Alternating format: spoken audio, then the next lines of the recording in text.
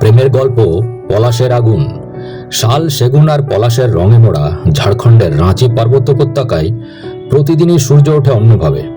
এখানে ভোরের আলো পাহাড়ে লেগে যেন ধুলো ঝরে পড়ে, নদীর জলে কেমন অদ্ভুত এক সোনার পাথর গলে গলে ভাসে। আর এই প্রকৃতিকে ব্যাকগ্রাউন্ড করে নিঃশব্দে ফুটে ওঠে কিছু গল্প, মাটির, পাতার আর ভালোবাসার গল্প।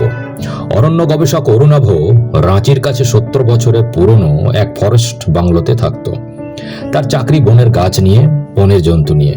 বাইরে থেকে দেখলে অরুণাভকে মনে হতো কড়া স্বভাবের, কম কথা বলা মানুষ, কিন্তু প্রকৃতি দেখার চোখ ছিল তার সবচেয়ে কোমল।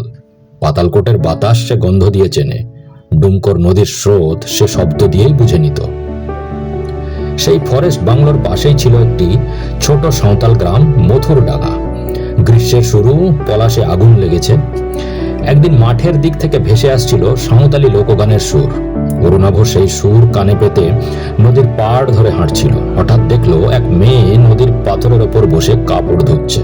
চুলে জংলি ফুল, রোদে ঝলসে ওঠা কপালে ঘাম, মুখটা গোল, চোখে বিস্ময়ের দীপ্তি। যেন ওর ডাঙা শালের ভিতর হঠাৎ পাওয়া কোনো বুনো ফুল। মেয়েটির নাম গুরুরি।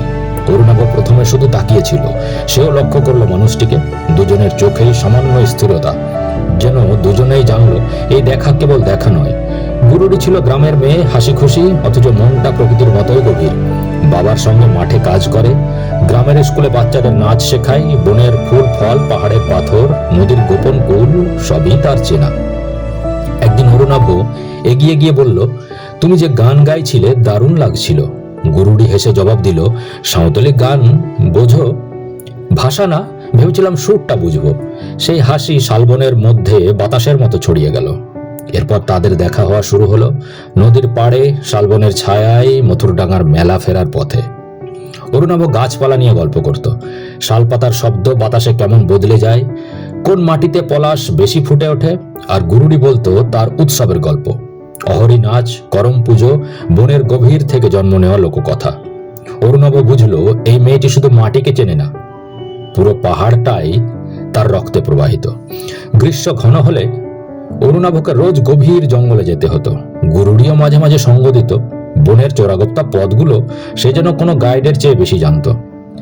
একদিন শিমুলডাঙ্গার জঙ্গলে তারা দাঁড়িয়েছিল। সূর্য ডুবে যাচ্ছে, আকাশে লাল মাটি ছেটানো রং, বাতাসে মাদার ফুলের গন্ধ। অরুণাভ বলল, তোমাদের গ্রামের নামগুলো গল্পের মতো, মথুরডাঙ্গা, শিমুলডাঙ্গা, ওরডাঙ্গা। গুরুরি নিঃশব্দে বলল, সব নামেই গল্প আছে, শুনতে কান লাগে। তোমার আছে, কিন্তু সবার থাকে না। নীরবতার ভেতরে অরুণাভ বুঝলো গুরুরির পাশে দাঁড়ালে তার বুকের ভেতর যেন সব গিট খুলে যায়। ফিরে আসার পথে গুরুরির হাত অরুণাভর হাত ছুঁয়ে গেল, কেউ হাত সরালো না। সেদিন থেকে প্রেমের প্রথম রং লাগলো তাদের জীবনে। কিন্তু প্রেম কেবল রং নয়, কয়েকটি ছায়াও থাকে। গ্রামের লোকেরা অরুণাভকে সম্মান করত, কিন্তু গুরুরির সঙ্গে ঘনিষ্ঠতায় তারা খুশি ছিল না। জাতি, গোষ্ঠীর দূরত্ব, সমাজের কড়াকড়ি সবই বাধা হয়ে উঠল।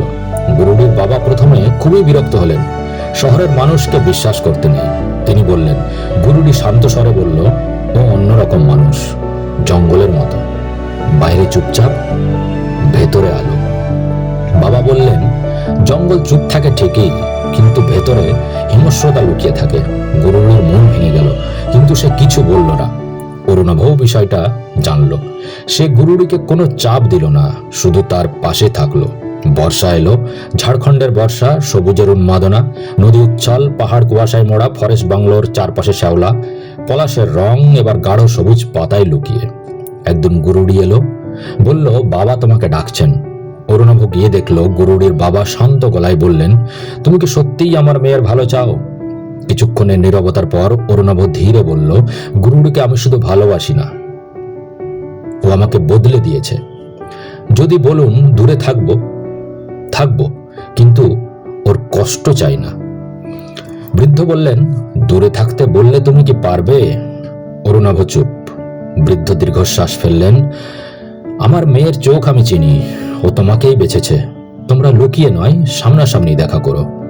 গুরুরির চোখ ভিজে উঠল, শীত নামলো, পাহাড় কুয়াশায় ঢেকে গেল। অরুণাভর গবেষণা শেষ, তাকে কলকাতায় ফিরতে হবে। শেষ রাতে তারা দুজন বাংলোর সামনে দাঁড়িয়েছিল, আকাশে অসংখ্য তারা। তুমি গেলে, গুরুরি ফিসফিস করে বলল, ফিরে আসবো। অরুণাভ বলল, সবাই বলে, আমি মিথ্যে বলি না। তোমার কাছে ফিরে আসব, তোমার গ্রামের গাছগুলোর কাছে, তোমার নদীর কাছে, তোমার কাছে। গুরুড়ি কিছু বলল না, শুধু তার হাতটা অরুণাভর হাতে রাখলো। শীতের রাত তাদের জড়িয়ে রাখলো, যেমন পাহাড় জড়িয়ে রাখে কুয়াশাকে। কলকাতায় অরুণাভর ব্যস্ততা বাড়লো, তবু গুরুড়ির চিঠি আসতো, সাঁওতালি ভাষায় লেখা, নদী, পাহাড়, পলাশ ফুল আর উৎসবের গল্প। 1 বছর পর অরুণাভ ফিরল রাঁচিতে। নতুন কাজ, পুরনো বোন আর গুরুড়ির জন্য। সে প্রথম দেখার সেই নদীর ধারে দাঁড়িয়ে গুরুড়ির গান শুনল দূর থেকে। একই সুর, একই ভোরের আলোয় ভেসে থাকা অনন্ত প্রেম। গুরুড়ি এগিয়ে এলো, তাদের চোখে আর কোনো অনিশ্চয়তা নেই। ফিরে এলাম, অরুণাভ বলল। গুরুড়ি তার হাত ধরল। আমি জানতাম। ঝাড়খণ্ডের শালবন আজও সেই গল্প বলে, এক শহুরে গবেষক আর এক সাঁওতালি মেয়ের প্রেম। পলাশের রঙে, নদীর স্রোতে, শীতের কুয়াশায় তাদের ভালোবাসা ছড়িয়ে আছে। প্রকৃতি মানুষের অন্তরের দরজাগুলো খুলে দেয়, আর অরুণাভ গুরুডির গল্প সেই দরজা খোলারই কাহিনী, যেখানে পাহাড়, নদী, বাতাস এবং একজন মানুষের কাছে ফিরে আসার প্রতিজ্ঞা কখনো মিথ্যে হয় না। গল্পটি ভালো লাগলে দয়া করে লাইক, শেয়ার অ্যান্ড সাবস্ক্রাইব করতে ভুলবেন